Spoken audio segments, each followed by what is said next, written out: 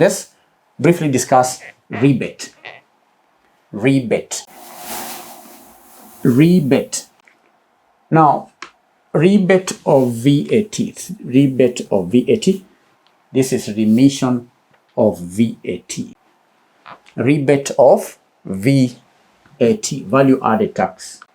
Now, the term rebate in the context of Kenya's VAT is less commonly used as a distinct statutory mechanism compared to remission or refund. And in general tax parlance, a rebate usually refers to a partial refund or reduction in amount due. It is a partial refund or reduction in amount due. It's refund or reduction in amount due.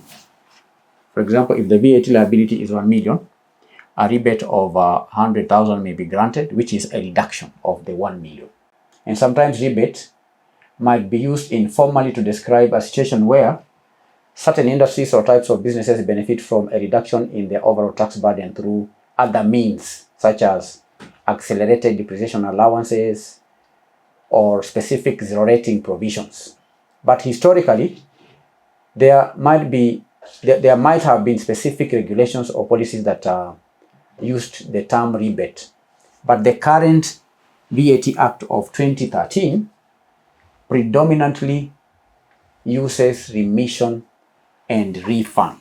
Predominantly, the VAT Act uses the term remission and refund of VAT.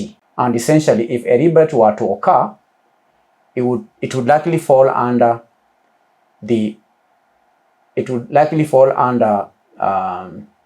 broader categories of specific exemptions or zero rating or a refund mechanism outlined in the law. So there's not much to discuss about rebate of VAT because this term is not predominant in the VAT Act.